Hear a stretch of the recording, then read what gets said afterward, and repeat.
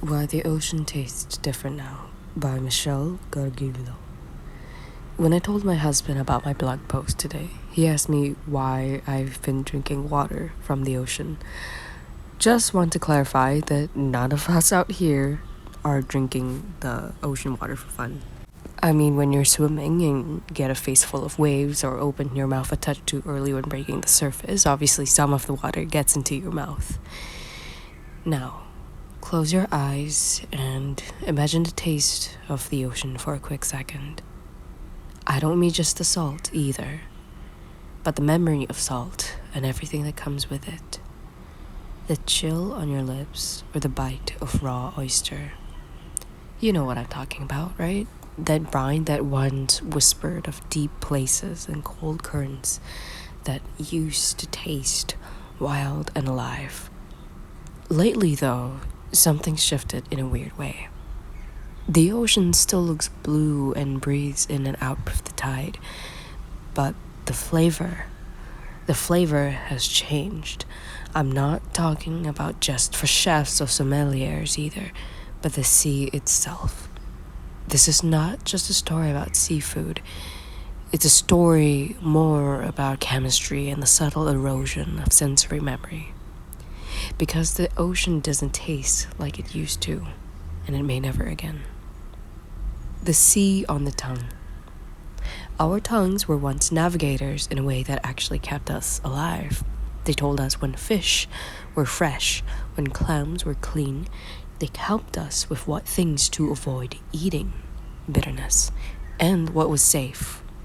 Our palates taught us to taste minerals, algae, even sunlight, and somehow each bite could capture a snapshot of a very specific moment in the water, similar to terrier for wine, but for the ocean, merrier. Today's seafood doesn't always carry that clarity though. Oysters literally taste flatter.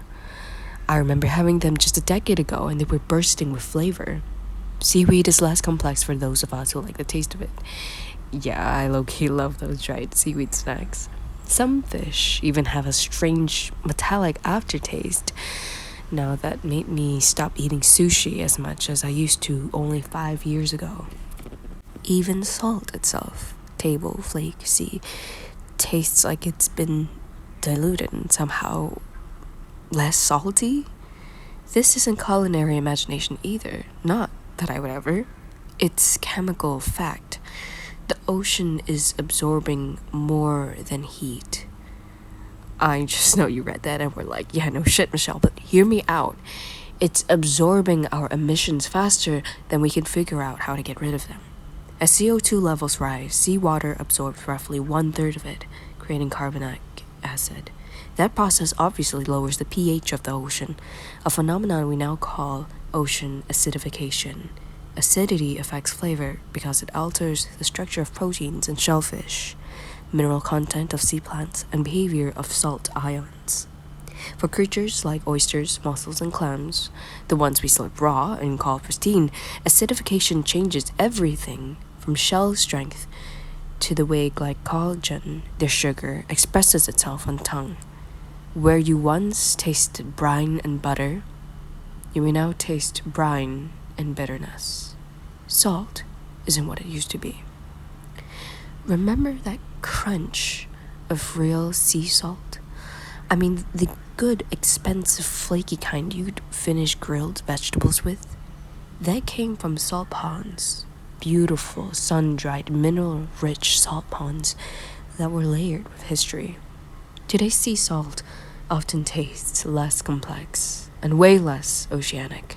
The sea is hotter, which speeds up evaporation, affecting salt structure. It's also less mineral dense due to glacier melt and freshwater influx. The oceans are also more polluted, introducing microplastics, pharmaceuticals, and heavy metals to the water so fast you could get whiplash trying to keep track of it all.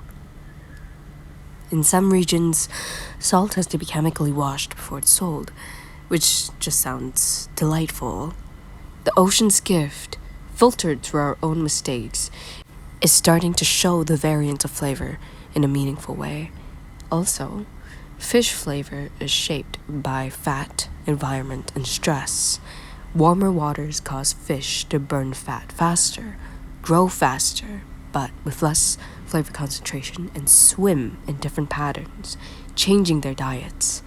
Tuna, once rich with dark, iron-heavy flesh, now vary more widely because of this. Salmon from warmer waters are paler and softer, much less satisfying. Even shrimp are affected, more rubbery and less crisp after cooking. Link 2. The river doesn't forget how cocaine ended up in every shrimp tested. These aren't cooking problems either, they're climate problems. We're seasoning seafood with our own excess heat, then wondering why it tastes weird. If you think I'm making this up, or you're too young to remember, ask a coastal grandmother what oysters used to taste like. Check in with a Japanese chef about seaweed from 20 years ago. Talk to a fisherman from Maine and bring up what cod used to mean to him. They all know what I'm talking about. And they all mourn the differences left with us today. When the flavor of the ocean changes, it's not just about palate. It's more about belonging and something old becoming unrecognizable.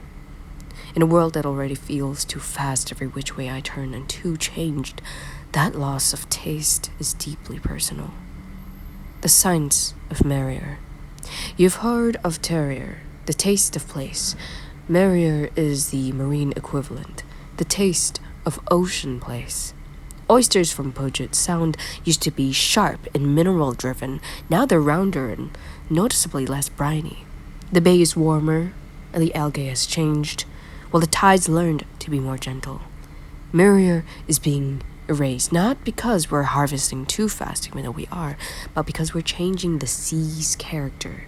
The salinity has changed dramatically as a side effect of the temperature fluctuations and the chemistry behind it all. It's like baking with flour that's suddenly missing gluten. You can still bake it, but the bread has no structure. Seaweed, rich in umami and iodine, is a sponge for the sea's mood. In colder oceans, it's dense and deeply savory. In warmer seas, it grows faster and thinner, and is sometimes bitter. Kelp forests are shrinking and nori is becoming harder to cultivate. Even dulse, the bacon of the sea, is fading in flavor. When your favorite sushi starts tasting less oceanic, it's not your imagination. It's actually the climate signature, written in edible ink. Side note, one of my tables last week sent back a crab salad because it tasted too much like the ocean. I mean, who does that? Come on. Microplastics, the new aftertaste. You can't taste a microplastic, but your fish can. Study shows that seafood now frequently contains polyestyrene particles, BPA, flame retardants, pharmaceutical residues, basically everything you want to be in your food, not. While the concentration is small, the cumulative effect on marine metabolism is changing texture and tone, and if shopping at the Dollar General taught me anything, small amounts somehow add up to big-time effects later. What once tasted like sea and light now tastes like something just slightly wrong. I hope I didn't get too gloomy writing this and ruin your day. I bet now you're wondering if you can still taste the ocean somewhere. Well, the good news is yes, you can. The bad news is just that it's more rare now, and definitely more expensive. Wild-caught seafood, slow-harvested sea salt, and cold-water shellfish still carry that old ocean memory. But with warming waters and acidification, even those are now becoming flavor ghosts. This isn't just about luxury and our pursuit to eat weird things. It's about recording what flavor was before we forget. If you're trying to taste the ocean again, buy from cold water regions, Alaska, Norway, northern Japan. Support sustainable aquaculture that mimics wild ecosystems to help them grow and prevent those wild catches that can quickly add up to a lot of wasted lives. Choose unrefined sea salt from small batch sources to get that ocean flavor you're looking for. Pair your seafood with natural wines that amplify marine minerality, chablis, grease, etc. Cook simply. Okay, and with a lot of butter. Let the ocean speak if it still can. Try the small batch smoked sea salt from Iceland, harvested from cold mineral-rich waters, the closest thing to tasting the old ocean. Let the ocean speak while it still can. The ocean doesn't rage and go off on a tear or scream when it's changed. It just tastes different. Unfortunately, it just sings quieter songs. They're soft-bodied oysters, paints bittersweet flavors across the shells of shrimp, and leaves salt that feels a little less like a memory. We might not hear the sea screaming, but we can taste its sorrow. Taste it while you still can, and let it remind you what the world once was, before warmth dulled its edges, before chemistry rewrote its tongue. And if you ever loved the ocean, if you ever licked brine from your lips and called it joy, then fight for its flavor. Because sometimes saving a place begins with remembering how it made you feel.